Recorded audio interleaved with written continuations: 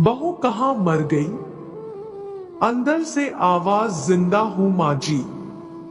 तो फिर मेरी चाय क्यों अभी तक नहीं आई?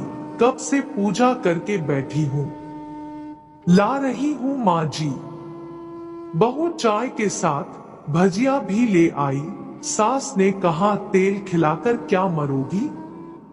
बहू ने कहा, ठीक है माँ जी, ले जाती हूं। सास ने कहा, रहने दे, अब बना दिया है तो खा लेती हूं। सास ने भजिया उठाई और कहा, कितनी गंदी भजिया बनाई है तुमने। बहू, माँ जी मुझे कपड़े धोने हैं, मैं जाती हूं। बहू दरवाजे के पास छिपकर खड़ी हो गई। सास भजिया पर टूट पड़ी और पूरी भजिया खत्म कर दी। बहू मुस्कुराई और काम पर लग गई। दोपहर के खाने का वक्त हुआ। सास ने फिर आवाज लगाई, कुछ खाने को मिलेगा? बहू ने आवाज नहीं दी। सास फिर चिल्लाई, भूखे मारोगी क्या? बहू आई, सामने खिचड़ी रख दी। सास गुस्से से, ये क्या है? मुझे इसे नहीं खाना, इसे ले जाओ। बहू ने कहा, आपको डॉक्टर ने दिन में खिचड़ी खाने को कहा है, खाना तो पड़ेगा ही। सास मुंह बनाते हुए, हाँ तू मेरी मां बन जा। बहू फिर मुस्कुराई और चली गई। आज इनके घर पूजा थी। बहू सुबह 4 बजे से उठ गई। पहले स्नान किया, फिर फूल लाई, माला बनाई, रसोई साफ की, पकवान और भोज बनाया। सुबह के 10 बज गए। अब सास भी उठ चुकी थी। बहू अब पंडित जी के साथ भगवान के वस्त्र तैयार कर रही थी। आज ऑफिस की छुट्टी भी थी, उनके पति भी घर पर थे। पूजा शुरू हुई। सास चिल्लाती, बहू ये नहीं है, वो नहीं है। बहू दौड़ दौड़ी आती और सब करती। अब दोपहर के 3 बज गए थे। आरती की तैयारी चल रही थी। पंडित जी ने सबको आरती के लिए बुलाया और सबके हाथों में थाली दी। जैसे ही बहू ने थाली पकड़ी, थाली हाथों से गिर पड़ी। शायद भोज बनाते हुए बहू के हाथों में तेल लगा था, जिसे वो पोंछना भूल गई थी। सारे लोग तरह तरह की बातें करने लगे। कैसी बहू है, कुछ नहीं आता, एक काम भी ठीक से नहीं कर सकती, ना जाने कैसी बहू उठा लाए। एक आरती की थाली भी संभाल नहीं सकी। उसके पति भी गुस्सा हो गए, पर सास चुप रही, कुछ नहीं कहा। बस यही बोल के छोड़ दिया, सीख रही है, सब सीख जाएगी धीरे धीरे। अब सबको खाना परोसा जाने लगा। बहू दौड़ दौड़ के खाना देती, फिर पानी लाती। करीब 70 से 80 लोग हो गए थे। इधर 2 नौकर और बहू अकेली, फिर भी वहां सारा काम बहुत ही अच्छे तरीके से करती। अब उसकी सास और कुछ आस पड़ोस के लोग खाने पर बैठे।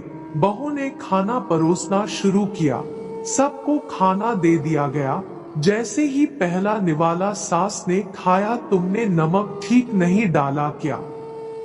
एक काम ठीक से नहीं करती, पता नहीं मेरे बाद कैसे ये घर संभालेगी।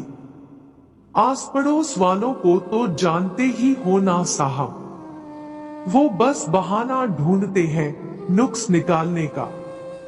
फिर वो सब शुरू हो गए, ऐसा खाना है, ऐसी बहू है, ये वो वगैरह वगैरह। दिन का खाना हो चुका था। अब बहू बर्तन साफ करने नौकरों के साथ लग गई। रात में जगराता का कार्यक्रम रखा गया था। बहू ने भी 1-2 गीत गाने के लिए स्टेज पर चढ़ी। सास जोर से चिल्लाई, मेरी नाक मत कटा देना, गाना नहीं आता तो मत गा, वापस आ जा। बहू मुस्कुराई और गाने लगी। सबने उसके गाने की तारीफ की, पर सास मुंह फुलाते हुए बोली, इससे अच्छा तो मैं गाती थी जवानी में, तुझे तो कुछ भी नहीं आता। बहू मुस्कुराई और चली गई।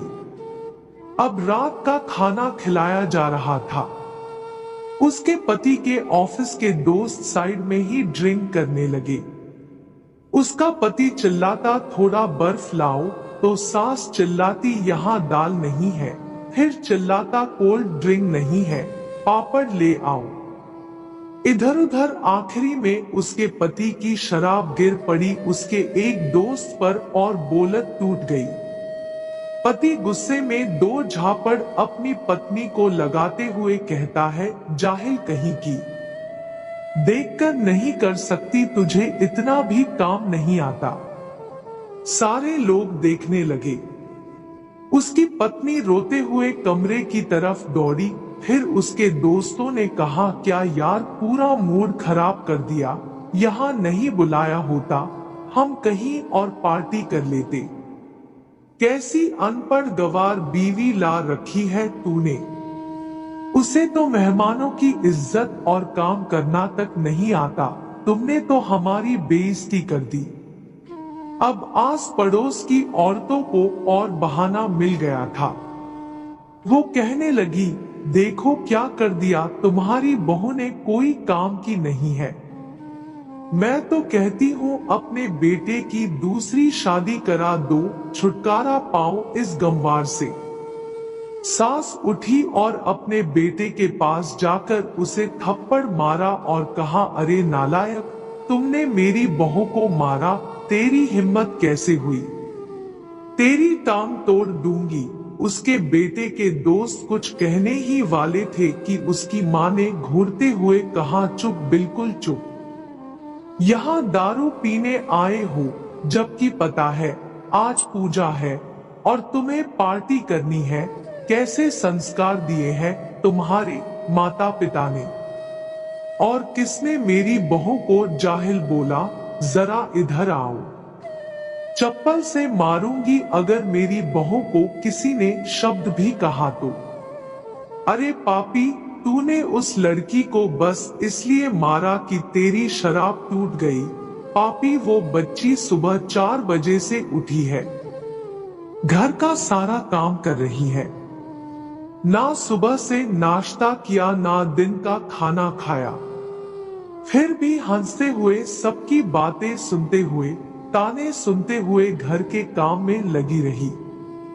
तेरे यार दोस्तों को वो अच्छी नहीं लगी, जूते से मारूंगी तेरे दोस्तों को जो कभी उन्होंने ऐसा कहा। उसके यार दोस्त चुपके से खिसक लिए। अब सास बहू के कमरे में गई और बहू का हाथ पकड़कर बाहर लाई। सबके सामने कहने लगी, किसने कहा था अपनी बहू को घर से निकाल के दूसरी बहू ले आना, जरा सामने आओ। कोई सामने नहीं आया। फिर सास ने कहा, तुम जानते भी क्या हो इस लड़की के बारे में, ये मेरी माँ भी है, बेटी भी। माँ इसलिए मुझे गलत काम करने पर डांटती है और बेटी इसलिए कभी कभी मेरी दिल की भावनाएं समझ जाती है।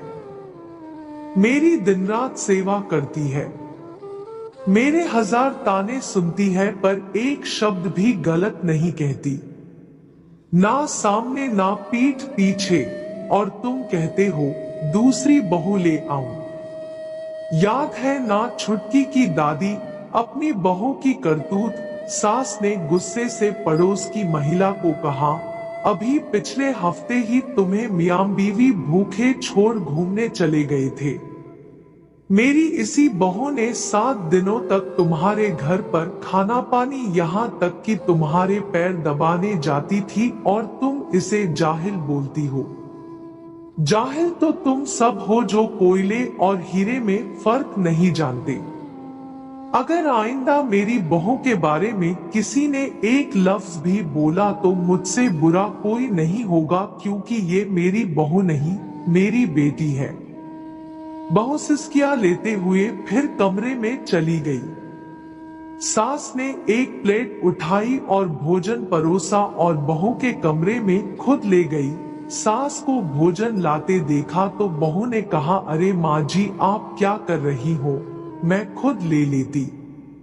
सास ने प्यार से ताना मारते हुए कहा, डर मत, इसमें जहर नहीं है, मार नहीं डालूंगी तुझे। तुझे नई सास चाहिए होगी, पर मुझे अभी भी तू ही मेरे घर की बहू चाहिए। बहू ने अपनी सास को रोते हुए गले से लगा लिया। सास भी रो दी पहली बार और कहा, चल खाना खा ले। फिर उसके आंसू पोंछते हुए बोली, अरे तू मेरी बहू नहीं मेरी बेटी है। कुछ रिश्ते बहुत मीठे होते हैं, बस बातें कड़वी होती है। बहू को प्यार देकर देखो, वो तुम्हारे परिवार के लिए अपने घर का आंगन छोड़कर आती है। अगर आपको हमारी कहानी पसंद आई होगी तो चैनल को सब्सक्राइब जरूर करें। धन्यवाद।